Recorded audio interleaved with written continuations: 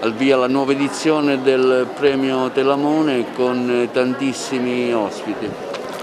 Beh, ormai è un appuntamento importante per la città di Agrigento.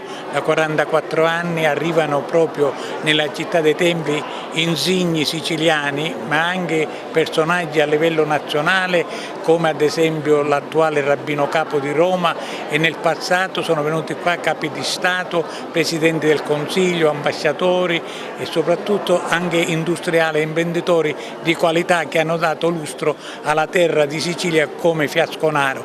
Quindi ritengo che è un premio che riesce nella sua dimensione a dare delle risposte di crescita per il territorio agrigentino, per la Sicilia e soprattutto per il nostro paese. Tra i premiati? Abbiamo tra i premiati la scrittrice Auci, abbiamo il presidente del Tribunale di Palermo Balsamo, abbiamo poi con una targa l'attuale consigliere comunale di Roma Tommaso Amodeo e poi tanti altri personaggi che meritano tutta la nostra attenzione e dare a tutti il nostro carissimo benvenuto. Ecco, che senso assume questo premio per lei? A mio parere rappresenta un momento di sinergia, di impegno comune del mondo della giustizia e del mondo della cultura.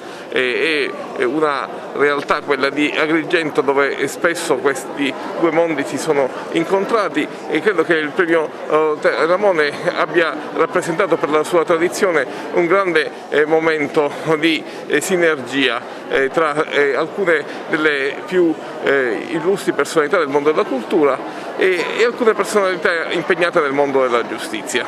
Che valore assume questo premio per lei?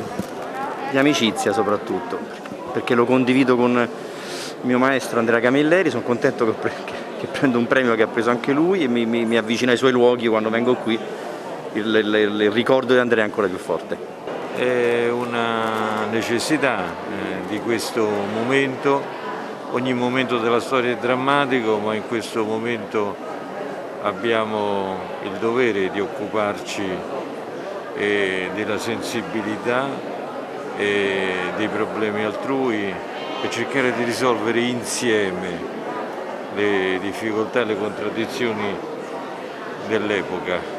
E proprio questa parola insieme ci si riesce soltanto se ci si confronta, si parla con chi può sembrarci diverso, ma con il quale dobbiamo necessariamente trovare elementi in comune.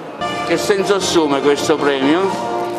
Guardi, essere premiato nella mia terra non ha valore. Sicuramente dopo una carriera all'estero, ritornare e avere un premio qui dove sono cresciuto è sicuramente di grande impatto a livello emotivo. Come si vive a Londra questo momento di Covid, dottore? Si è vissuto male sicuramente all'inizio dell'anno. Abbiamo avuto diversi tipi di problemi legati ai massive recovery che abbiamo avuto. Sono state sospese le attività, il mondo si è bloccato e Londra ha una vita molto dinamica e l'impatto è stato molto pesante, ma adesso la situazione sta migliorando nonostante le varianti e si è riaperto di nuovo un po' come prima.